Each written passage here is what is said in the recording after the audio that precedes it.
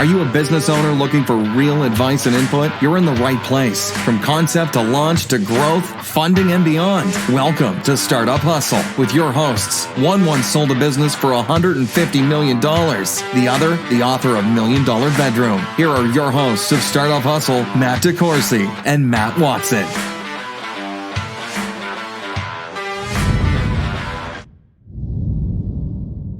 And we're back. Another episode of Startup Hustle. Matt DeCoursey here with Matt Watson. Hi, Matt.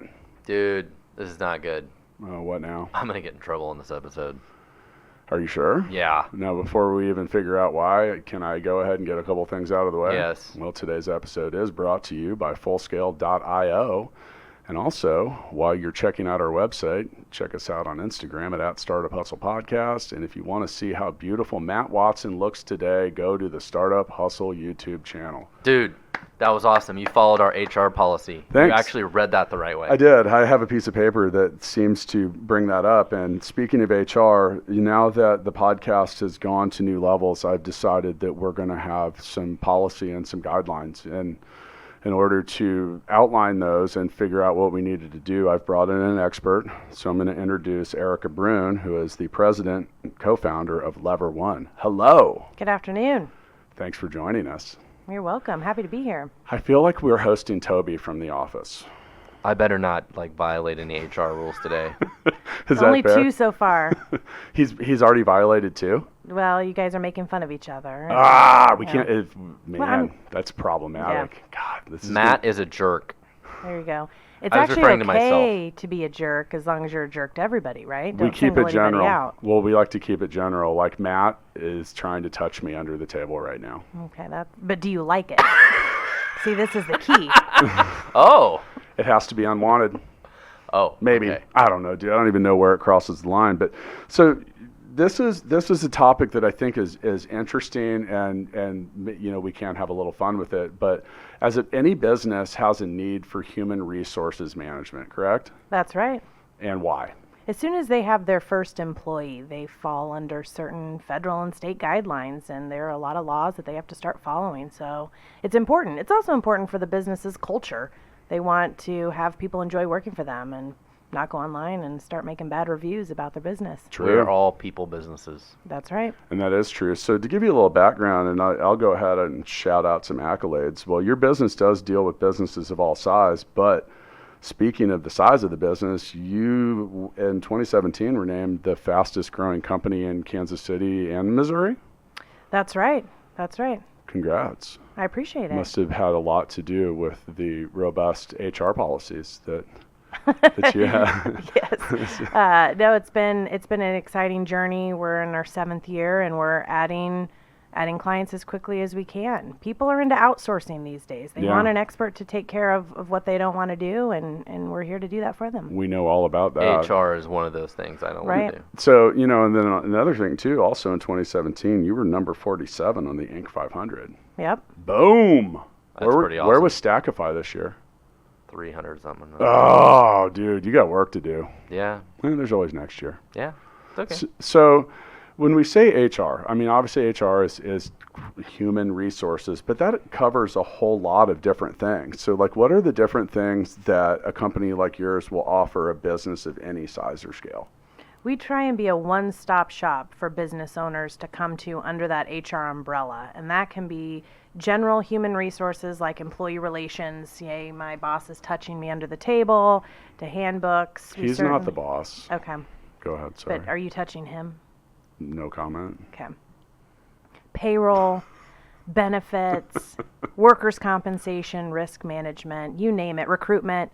We try and help all of our businesses with all of those areas, and they can pick and choose. Not everybody needs everything at the same time, depending on where their business is at, but we want to have the resources available so that they can have one lever to pull, get it, and we can help them with it. So you guys also help sell or resell, or whatever the right way to say that would be, health insurance and stuff like that too?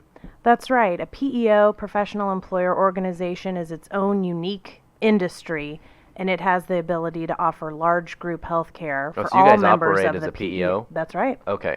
Yep. So do you help companies that don't want to do PEO, or do you only do PEO? Yeah, we offer PEO or non-PEO. Both. They can pick and choose Okay. which products they want. Yeah. Can you explain what PEO is exactly? It stands for Professional Employer Organization, and the IRS has a lot of really small print language that describes that PEOs are doing something called co-employment. They recognize the PEO as the employer of record, and they recognize Startup Hustle as the worksite employer. And so both of us are reported, and that allows me to offer benefits and services and risk management resources to all of the employees at the client level. Well, as a PEO, that helps us mostly get better deals on benefit, or what all is the benefit to the company and the employees? What's in it for them? Sure. They can have access to large group plans on health, which is obviously a big need in every city in the country right now. But that can also be things like 401k. Small businesses have sometimes no access to a retirement plan, but they can participate in a large group plan through the PEO. Compliant HR services, it's hard to do that on your own. So again, buying into a large group like Lever One, you're paying a fraction of the cost that you would to go out and try and reinvent the wheel for your own business as an individual business. I think that's important. When you talk about scaling your business and you're a startup and you have 3 employees, you don't have an HR department. And that's where businesses like yours are really vital to the small business community, because you can capitalize on big company value, like you said, like with the PEO. And that's Right. so what that is you just kind of break that down. It's just a whole bunch of people in one pool that can leverage the power of like a large company buying health insurance for 10,000 people, right? That's right. It's not just the price, it's access. Right. So right. small businesses have to pay on the age-banded system right now through the Affordable Care Act, and They don't do. have They look a access. lot more at your previous health history, right? Where if you go this other way, they don't. So if you, as a small business owner, you can go out on the market and you're just going to pay based on your age and demographic. That's Okay. your only option. When you join a PEO, you're going to go through underwriting and be tiered and pay based on your perceived usage, and it in I most see. cases is much more effective. In addition, we have the buying power of the It depends on if your employees are healthy or not, though. Then, right? Yeah, the pricing will be based on the underwriting. It's not just health; it's demographic and, Okay. and usage and things like Because that. like when we've tried to do that at Stackify, and we didn't end up being able to do it because we had a couple employees that have weird health issues or whatever, and then I think every PEO has different criteria of who they want to bring in. It's a full risk assessment. There's employment practice liability insurance that also that covers all the clients. And so we have a lot of due diligence that we need to do to make sure we're bringing like-minded business owners together that want to create something that's sustainable. So- If not, if you just dump everybody in, it's just like the Affordable Care Act, the open Yeah. market. By year 2, it's blown up again. So is there a movement these days towards PEO or away from it? Towards. Towards? Okay. Absolutely. I think a lot of people that haven't provided health care for an employee don't realize how expensive that can get in a hurry. And then there's such a wide variance. Like the cost of employing a 24-year-old male compared to a 58-year-old female is like remarkably different. I mean, like substantially. And it doesn't mean It's that like 2x difference. probably more like 5, because the 18 to 24-year-old male, well, I think they don't have the same kind of health issues, but I think a lot of them just don't even go to the doctor. No. Might be what the issue is Right. now. They don't use it at all. And it is what it is. So, some of those things can be a little shocking, but why is it important to lever a company like Lever One into your business? Because if you want to try to have the best people, you have to have access to this kind of stuff. I mean, there's only so far you're going to go with the true startup bootstrap mentality. Like, no, we don't have a health plan. No, we don't have You a can't hire 401k. top talent Yeah. if you Right. don't have similar benefits. I mean, Right. you're in an arms race with big companies that have well, first off, they might pay more than you. They might have a more stable track record. And think about it. Any time you're going to offer someone a job, now let's just theoretically say you offer me a job, Matt, here at Startup Hustle for $10 million an episode. I'm not sure if that's enough. So I'm going to go home and I'm going to talk to Jill and I'm going to say, hey, I got offered $10 million an episode. I think that there's a way for this to really grow. Now, here's the problem. I'm not going to get health care.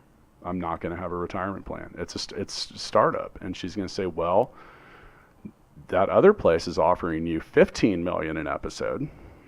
Am I being too optimistic here? Hands-free work environment. But yes, and they have an HR department and all this other stuff, and you start looking at it, and what have we learned with our employees in the Philippines? They favor stability. They want to feel like there's security, that they're going to not just walk in and be like, oh, company's gone.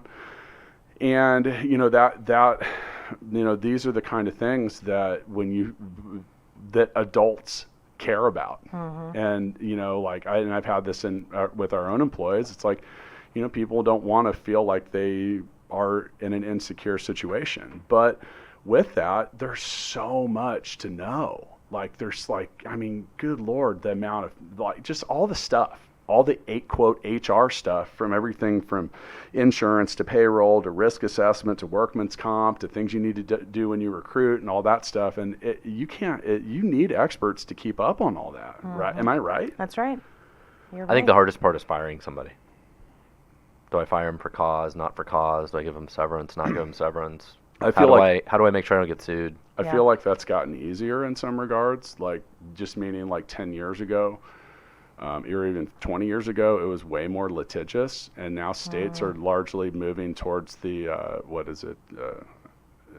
don't know why. Does that work for right? At will employment. At will, and that's because everybody was getting sued for everything every time. Now that doesn't mean that you're not protected from acts of discrimination, but it did kind of make things a little more flexible. What do you think about that? Fearful. I think that at will is a crutch that business owners think it works in their favor, and I'm still seeing employees sue and go to the EEOC for one thing, even though the business owner, in most cases, wholeheartedly thought they were firing them for a performance type issue.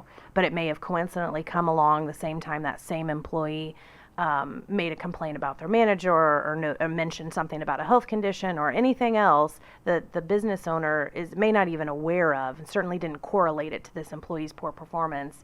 But the employee, justifiably or not, thinks otherwise and moves forward with a claim. And there are plenty of attorneys who are willing to take that claim. So I should have been filing complaints about Matt this whole time on the podcast? Yeah. Every episode. You could. I haven't documented anything, though. I haven't written anything down. I haven't documented anything. Was that important? I was supposed to do that, right? Yeah, just keep making notes. Is that and telling him that you're uncomfortable and you don't want him to keep touching you. Yeah. So it's true, though. And I think, I joke about that, but pay attention, because I think that's one of the biggest mistakes that young businesses make is they don't create any, you sit down, someone's done a terrible job. Mm-hmm. And you might say, hey, Matt, I need you to stay awake during the podcast. And you're like, okay. Yeah, actually, you've documented that a lot on the podcast. My yawning on the podcast. Yeah. That's been well documented. 23 times, that's it? Yeah, but I've reset this 5 times because guess what? I keep giving you another chance. Yeah. And the thing is, but I didn't document it, so now when I want to fire you for yawning, now fortunately we've recorded these incidents and we could go back and show some effort, but if you didn't do that, you could be in a position of liability, right? Yeah, absolutely. And there's just such a disconnect between when a manager thinks that they've had really great communication or they think the job duties were so clearly outlined, like not falling asleep, and then the employee fails, but the employee very well may just not know that that's your impression. Nobody wants to have those confrontations. People shy away from giving poor performance evaluations. They shy away from giving write-ups and that constructive feedback because it's hard. And they just want to hope and try and encourage that the employee is going to do better. And then all of a sudden they get to their breaking point and they're ready to fire them. And they're like, well, wait, you gave me a good performance evaluation. You gave me a raise. You invited me to all these fun things. It must be for something else. So is it easy for an employee to say, hey, you say you fired me for bad performance, but in my defense, you didn't correctly define my job duties, and therefore I wasn't fired for the right way and I can sue? Is it that easy? It's that easy, but more likely they come back and say, you fired me because I was a woman. You fired me because I said I had this condition and all these other things. And you're like, well, yeah, I heard you say that, but that's not why I fired you. And you have very little proof to show otherwise. So again, it's just a disconnect between the opposing opinions of why the termination happened. And you have very little to back yourself up, even if you were well intended. And this is back to that why, especially in an early stage situation, it's good to use companies like Lever One. That's right. Where do we find you? Where can we contact you? Lever1.com. Is that the number 1 or spelled out? It's the numeric 1. Okay. Lever1.com. And we're out in the community speaking a ton. But I want to get back to one of your original comments about the cost of healthcare and a small entrepreneur. It absolutely affects the recruitment efforts and the retention efforts of highly talented people who are going to have multiple job offers in today's environment. I can't stress enough for the entrepreneur and the startup company, when you're pricing your product based on using 1099 contractors, that is not going to be an effective budget when you start having W-2 employees owing employer tax, workers' compensation, and $400 to $600 a month in benefits. If you have not built that in, and most don't because they can't start out by offering that, but you have to build that into the pricing of your product, or it is such a huge leap to all of a sudden start building that in when your product and your clients and your pricing is already set. Yeah, and that's a good point. When I do a business plan or review something, I just bundle all that into what I call a burden rate, which is the common term for it. And think about it, it's called a burden rate for a reason, because it's a burden, and it's a burden on your payroll. Now it's also a reality on your payroll. My burden is just Matt. Right, I can see that. If Matt did a better job of staying awake, can I fire him for being a man? I want some diversity in here. No. Can I fire him because I don't like his haircut? No. Can I fire him for being white? No. Those are not. I'm surprised you can't at least do that. Those are not good reasons to terminate Matt. I'm sure we could come up with some others. I know it sounds like all those things sound really stupid, but like there's like weird stuff going on around that, and I think that's one of the things that. I mean, I'm not going to lie. I hate HR because it's like it's, and I mean that in the most loving way. Like, because anytime in my world as a CEO of a company or when HR gets involved, it's because there's a problem. Right. Now, I do like the HR people that make the problem not be a problem that I'm dealing with. But yeah, I think that establishing that work culture, and it sounds so juvenile, but you have to lay the rules out. Matt, I'm going to need you to stay awake on every podcast. Wow, you seem surprisingly alert now. Do you see how that worked? Right, give him the feedback. Wow, Matt, I think you are doing a great job. Oh, thank you. Thank you. If you could be on time from now on, I would appreciate it. Is that how you do that? That's right. We started with he's doing a great job, so I like the compliment. I thought sandwich. you were going to do like the shit sandwich thing. Yeah. Okay. Yeah. So maybe instead of saying doing a great job, give him specifics. He's really good at X, Y, and Z, but the areas to improve are X, Y, and Z. You're really good at mixtape, Matt, and I feel that it brings a lot to the show. But if you could find a way to vote more fairly.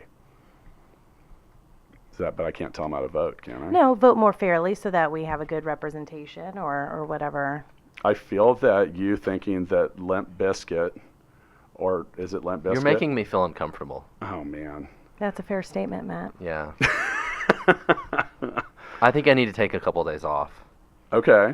And talk to a therapist about this. So that's another thing, too, that's always been a hot topic, not only here, but in our office in the Philippines, is things like, time off. Mm-hmm. And stuff like that. Do you help advise your clients on like what market standards are? Like we do, and everybody does it different. Right. There's a big push to do unlimited paid time off.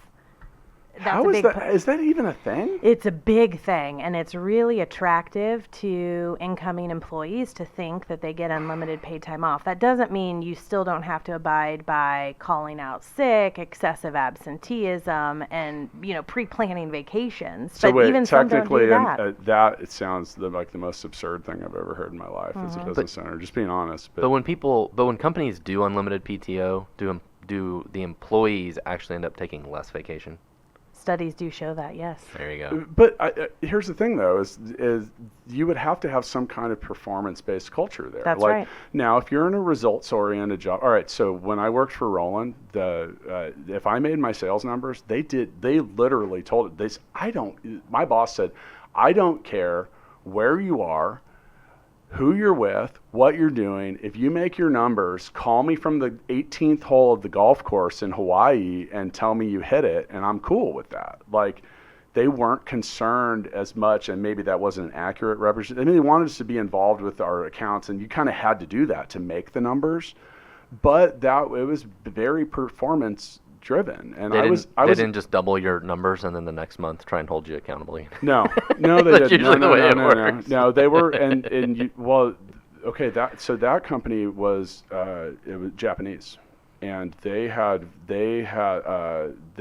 a very performance driven nature about Japanese business. Like, they're in the factories, they have quotas and expectations, and they just want to see like certain things like not be roadblocked because you're not there because you have unlimited PTO. Right. So if you did that with a company, I mean, is there someone that they're just going to be like, I'm doing my unlimited PTO, or do you have to have some kind of counterbalance to that, right? You can still have guidelines about taking time off. You just don't have to worry about the bank, the number, the total.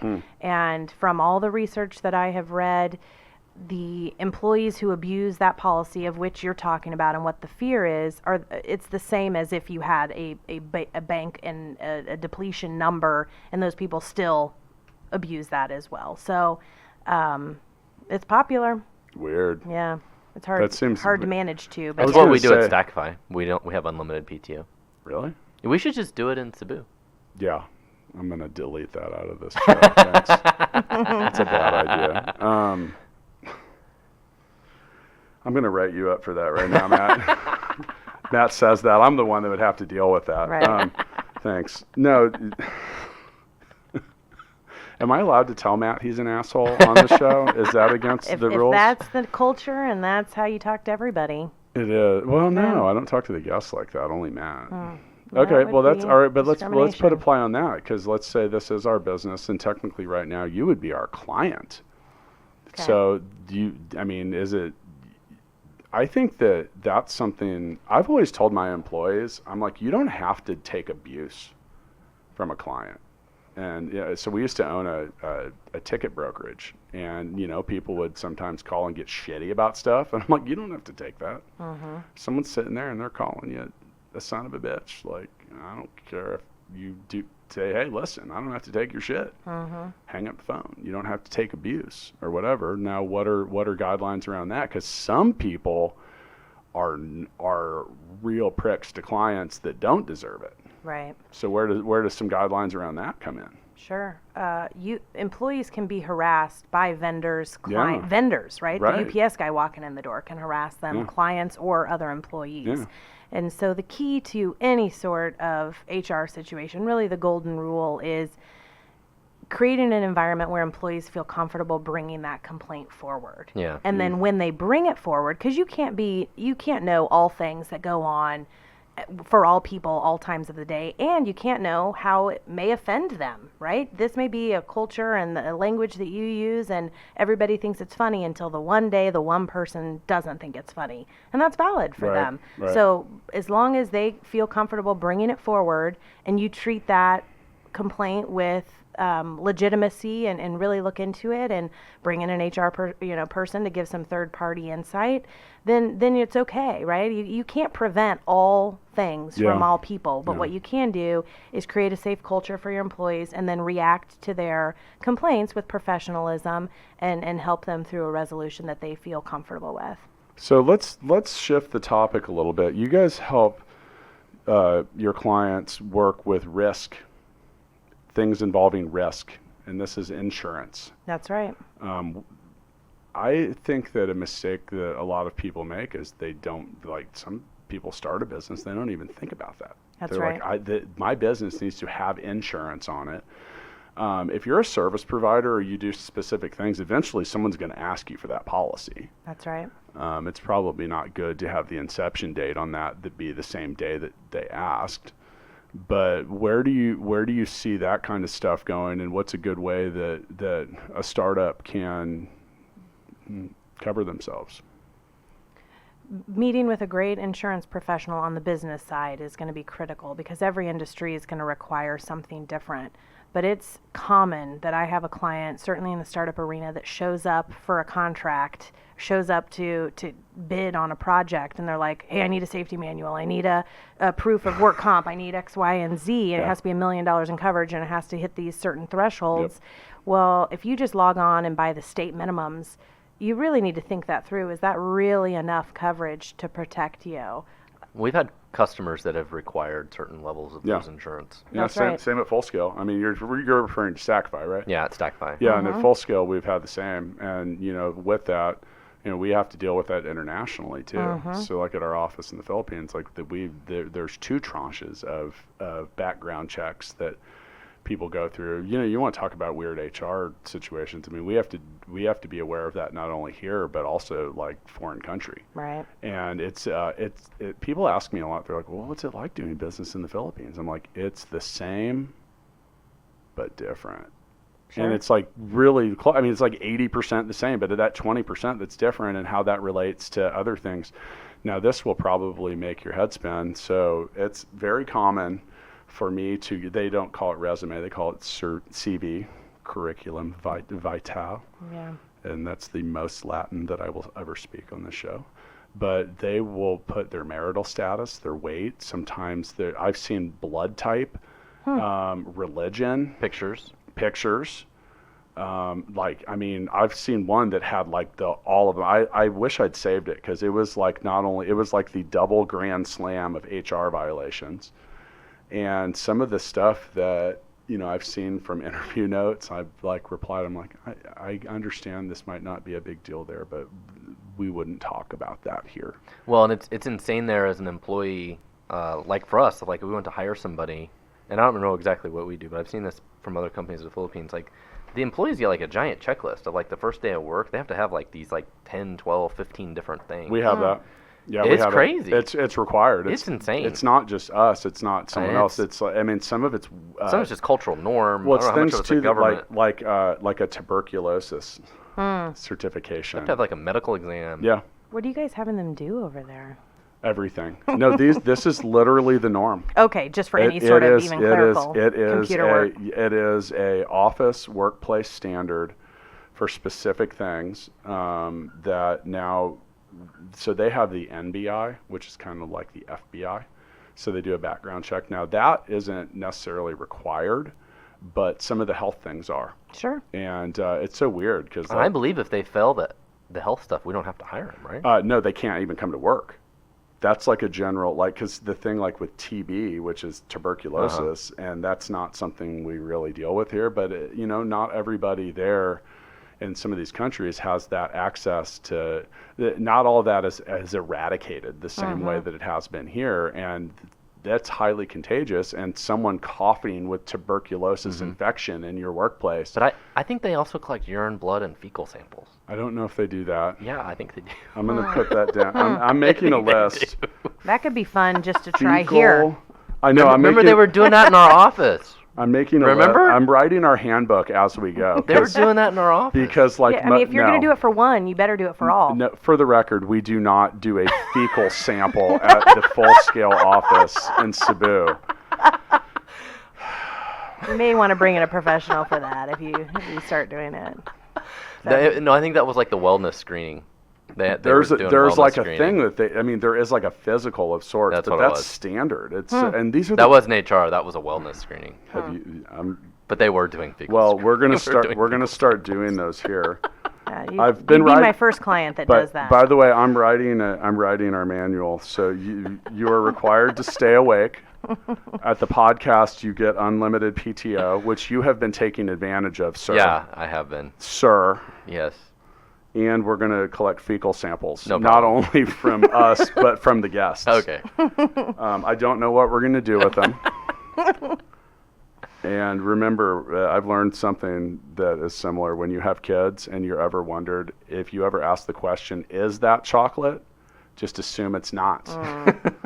So is that fair? It's a fair. Yes, fair. Do you Very, have yes. kids? I do have kids. I'm not supposed to ask you that in an interview, though, am I? Well, you're not going to fire me for it. Well, you don't know. We have some pretty strict guidelines. No kid. But these are things I just think some people don't get. You know, and like you have to, you know, like I don't know. I understand the reasons that a lot of the guidelines are in place, and they seem like they're such common sense in some regards, and then maybe they don't. Well, to your comment about kids and recruitment, there's so many laws around that, and the number one thing to remember there is just focus on the job. Everybody in today's market wants to know about culture and wants to know about fit. And so they genuinely just want to get to know the person, and that's such a fair, well-meaning idea. But the problem is that they start to collect data that's not relevant to them being able to complete the job. You can't ask where they live, if they have a family. Right, and it's just not good. It's just not. If the candidate reveals that, okay, and then move back to questions about the job, and you can, if you pre-plan, you can get creative with some job-related questions, get the employee talking about scenarios or things that they've dealt with in the past that will reveal their personality and if they'll be a culture fit. See, this is why I have an issue with that. So, and just saying, like you mentioned, like where they live. If you have a 90-minute, we actually do ask that in the Philippines. We can because some of our employees like come in like 2 hours away. Wow. And that's tough. Yeah. You know, that's tough. Like eventually that's going to wear you out. You know, you think about like would you come do the show if you had a 2 hour each way drive? I know. Like, and it's. But we have a lot of employees in Cebu that do. Some. I mean, the average commute is around an hour. To go 5 miles there takes like an hour. So. That's why. Yeah. We did a little polling. Yeah. You know, and some of that was just our own. All right, so actually that's a good topic. So, you know, one of the things we just started doing was, and it's so easy to administer. I installed an app in Slack that let me do some unanimous polls. And it's very transparent. It shows the people there. And I did it after my last visit to follow up some questions, you know, like mainly because, you know, all right, so we had our employees express that they would have liked to have they would want more education stuff, more training. So the question was, and I thought one answer would win. So would you prefer English language classes? Would you prefer leadership or work-life balance? So which one do you think won in the Philippines? And it was overwhelming. English language? It was leadership. Yeah. Like overwhelming, like almost like, and English came in last. Now they all have a pretty high level of English proficiency there, but it was like, I think we had around 100 votes, and probably 75 of them were for leadership training. Yep. And that was I picked the same thing. Would you have picked English? Me? No. I don't. I'm adding something to the list. I would have taken the Bisaya class. We tried that on an episode. So, no, but I meant, would you have assumed that the English courses would have won? No. You wouldn't have? No. Okay, so I thought that would be widely popular, but the reason I put the poll out there was because we're going to do some stuff, and I wanted to collect information. I want to know what they want to do, not what I want you to do. Right. So some of that stuff is just basic data and collecting it. So, you know, about 15 minutes ago, I hurt my back. And I don't think I'm going to be able to do the podcast. You're fired. I know, but I want my $10 million an episode That's because fine. you already hired me. That's fine. So, but I think I hurt myself here on the job. That's kind of a big thing, right? I know a place that does workman's comp. You know a place that does workman's comp. Yeah. Go down What to the fuck does that CVS. even mean? Well, I'll have you call Matt Condren. And Okay, I don't even know who that is either, but who's our guest? it's not Crondron. Oh, yeah. Condon? Yes. Condon, sorry. I'm just giving you a hard Hi, time. Matt. Hi. That was when we had Matt, and Matt. Matt, It wasn't confusing. You'd be like, so Matt. No more Matts. No more Matts, yes. This is discriminatory. We will not hire you based on your name. Yeah, that wouldn't pass our It wouldn't? checklist, no. So, but workman's comp is something that And by the way, the face of that has changed. You look at things like repetitive use injury. That's and, right. And just weird Carpal stuff that tunnel didn't seem to be a deal. Now, my mom had that really bad. My mom was a flight attendant for TWA. Yeah, I am having a lot of carpal tunnel. I Right. don't know if I can do this podcast anymore. Right. Yeah. She got it from holding that darn cart and like pushing it around for 20 years or like something. And Really? she said that's what it. I mean, now she didn't file workman's comp, but some people do that. Now that is a real thing. If you're not doing your payroll service correctly, and maybe it's a percentage of your revenue or That's right. So every state and every job has its own class code, and each class code has a cost associated with some really smart actuaries' perceived risk of doing that job. And so you want a good HR person and a good insurance person to make sure you are classified correctly, because everybody loves to put people in that 8810 class code. what does that mean? It's just the kind of the cheapest option out there. Clerical workers, 8810.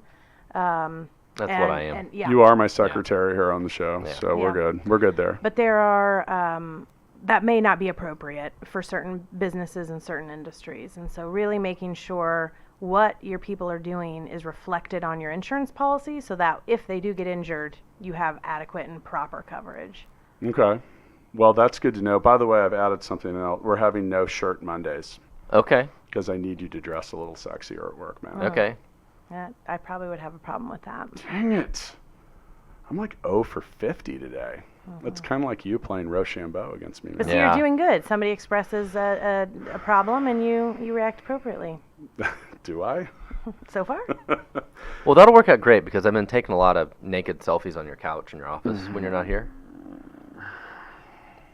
Do you post them on the company computer? I There's- put him as the background on his phone. Okay. They're shared. Yeah. They're shared. That's appropriate, right? It sounds like this is something personal between the two of you.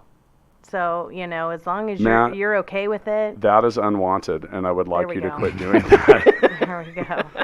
So, but and you keep getting back. I know maybe and I don't want to make a joke of the matter because if some of this is going on in your world and it's made you uncomfortable or whatever, that's shitty. and it really is. That's and right. and I don't want to cheapen the situation because it is serious, and we're kind of making fun of it because. Quit being dumb, people. Right. Those of you that are doing the dumb shit, can you quit being dumb? Right. There were laws created because people were doing I'm adding that. this, what you call quote Well, unquote. Quit being dumb. Right. one of Matt. my best examples of this is Show this to the YouTube listeners. See, it's a real list. Yep. it's like people are allowed to wear flip-flops at work until somebody trips down the stairs wearing flip-flops, and then there's a new rule. Nobody's allowed to Yeah. wear flip-flops. Well, that's the world we live in of how Or laws until, and rules get I made. mean, even more common than the injuries is that somebody has really gross, smelly feet, and is clipping their nails at the desk, and they're flying to the next I've been desk. doing that at your desk, by the way. That's what we see a lot of is just common sense workplace Yeah. culture, and then so that employee makes that complaint. Hey, his feet are really gross, and he's clipping his nails. And then guess who has to deal with it? You If do. you don't have HR, it's the business owner. I do. And then you get it, then the business owner's uncomfortable. They say the wrong things, or they don't really even want to confront the issue. Yeah. And so it just kind of spirals out of control. So what is one of the craziest HR things you've ever heard of? Weirdest. She came in to Office do this story. a podcast with two people that she didn't want to mention. Doesn't want to mention. Craziest, I don't know. I would say that the number one thing we see is that people make complaints, and it seems unfounded, and it seems ridiculous. It seems like it has nothing to do with the business and HR, and so their complaints are shrugged off. And Yeah, the not next thing good. you know, Yeah. that turns into a lawsuit. And Yeah. so that's more. I can't think of how I could change a specific example to make it anonymous enough for this podcast, but we see that a lot. We see people have made us what we think is silly or frivolous, or they're just saying that, or You got to make sure people are heard. yes. Then and that's a treat big it thing. seriously Yeah, and- that's a and- big thing yeah. that I was, and going, the bulk of our employees are in Cebu, and I was there, so I do a town hall meeting, and I answered 120 questions. Wow. It took 2.5 hours. Wow. They submitted them and they put them in a box, and I went through and I skipped over the ones that were repetitive. But and I told him ahead of time, I said, look, if you submit the question, like, be prepared to sit through the answer. And I went through, because, the thing is people were putting stuff in there, and some of them were funny too. Like, one of them was like, hello, Matt, do you drink? Want to get wasted? And I answered the question. I said, no, I don't drink a whole lot, but it's been a long week. Maybe. And just going down the list, but a lot of them were like, what are the, related to things like, what are the growth prospects and blah, blah, blah. And, you get in there, but I read every single question and I answered every single question, because what might not seem like a big deal to you might really be a big deal to an employee. Right. And you have everyone has a different perspective on stuff. And, and now, does it mean you have to agree with it or change the way your company does business because of everything? No, but let people be heard. That's great advice. Solves a lot of problems right there, right? Yep. In 20 years plus of doing HR, I've never had an employee complain and say, my CEO talks to me too much. They just share way too much information, right? You've never worked at full scale then. That's true. Did I just penalize you 3 times for no reason? I think so. It's okay. Just Sorry. But yeah, the more you can communicate, the more people can be heard. They don't want to feel wronged. That's typically when a lawsuit happens, is they feel wronged. They feel like they expressed themselves, they were unfairly treated, to the point where they feel like they need to file a lawsuit. Now, by the way, I did that on purpose because you feel like you're being treated unfairly now, right? I do. So, I mean, and that's I didn't do anything to deserve that. So that's a whole nother thing too. Is like, all right, I need to talk to my mommy. I think, I think as we kind of, like wind this down and wrap things up, like, we've gone this and thanks for coming in. Yeah, thanks for having me. Get all the real answers you want about HR from Lever One. And go to lever1.com. And, like I said, I think really, by the way, number 1 on the list of the company policies just says, quit being dumb, Matt. And that might be written to me. I think that's a good Yeah, goal. That is a good one. If you could that accomplish is really that. Good. I like that one. Make good progress. I'm also in the spirit of fairness, mainly because I have a poor self-image. I'm removing No Shirt Mondays. I was excited about that. I mean, does that mean we're on the beach too? No, maybe. Well, maybe that's a tough question, Yeah. but if I'm in Cebu, it's No Shirt Monday. There's a lot of these things too. I did, and hang on. You just got penalized again, but you have to be careful too. Like with some of these things, and that's where I think companies like an HR consultancy can really help you try to establish. All right, you have to look at what am I going for with my company? Like where do I want to be when we have 10 people, when we have 30, and when you have 150. And your company grew really fast, and much like ours, like when we were a 20-person company on March 15th last year, and now we have 180 employees. Wow. And they're worldwide. Wow. And it's a lot to manage, and there's 2 different, work cultures and sets of HR rules and stuff like that. So I think what's important is you sit down, you think about where and Matt and I did this. We did this like really early in the process. Matt, you remember this when we just kind of established like the few things, like we were like 5 or 6 things that we were going to make sure we never did. We did not want our office in Cebu to feel like a call center. Right. Like absolutely. meaning like elbow to elbow, Absolutely. like, and we wanted it to be open and wide, like tall ceilings, windows. We wanted it to be, for you to have space and to feel like free, like not like I'm crunched in, like I'm cattle. One of the other things was we wanted to make sure that that our employees had good equipment to work on. Absolutely. So we have gone to an insane level of expense because it creates frustration, and there's a sense of pride, and also it's just little stuff like that. We wanted to have a collaborative environment where people would feel free to speak up and be critical, problem and solution kind of stuff. And really, we wanted to make sure that we had the top people that we could get. And so in order to do that, we had to do all the things I just mentioned, but we also had to have good benefits. We have the best ones that we can get. And some of that we've continued to revise. Like I just upped the personal time off by 5 days. Nice. But you got to get to the 1 year point. That's a big deal. But it was, and by the way, I did that because I was listening to what everyone was saying and trying to be competitive but being fair. But at the same time, then the next question was, well, why only after a year? Because it wouldn't be fair to the people that helped pioneer and blaze the trail going forward. Now, maybe we will back that down to a new employee at some point, but I wanted to be fair to the people that had gone a year Sure. and a year and a half, and I handed out a bunch of certificates that for people for 1 year of service, and thank you very much. And, I wanted to be fair to them too. So, some of that is that constant state of adjustment and making changes for what is now a 180 person company compared to 20. So really what good planning does, anything from insurance to employee handbooks and guidelines. And by the way, don't write those yourself. Mm-hmm. Don't just download them off the internet and assume they're good, right? That's right. I can't do that? No. Okay. But, and do that. And then make sure that you don't get through an entire episode of Startup Hustle without playing mixtape. I was worried you were going to break that HR policy. I know. Yeah. And I feel like Erica really wants to play mixtape. Have you played mixtape No, before? but You're going to. I'd like to.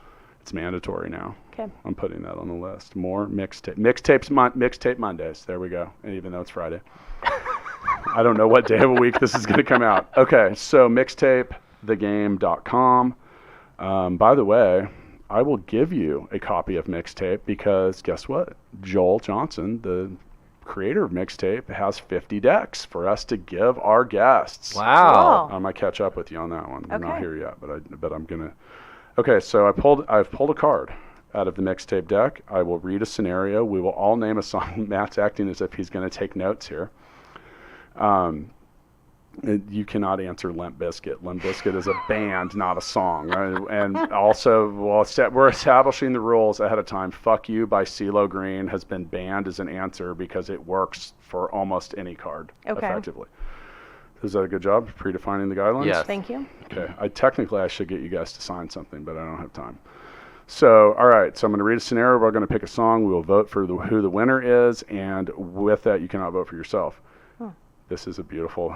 I'm pulling winning cards these days. The best song for a women's rights march. Proud Mary.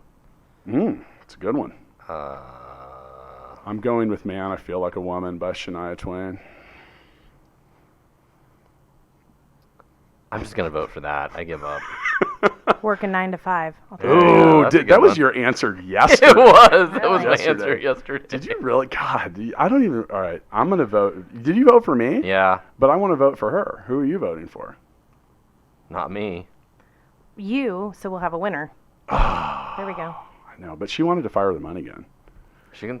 Do you still want to? Yeah, I she do. can still fire the money. She said that before we recorded that she wants to take a money gun for promotional reasons. For where was it? Just all of our trade shows. We're a payroll company. I broke the money gun. Oh my gosh. By the way, can I fire myself for being old? Because I had a hard time seeing which way the batteries went in. Sure. It's- You can fire yourself. Oh, I can.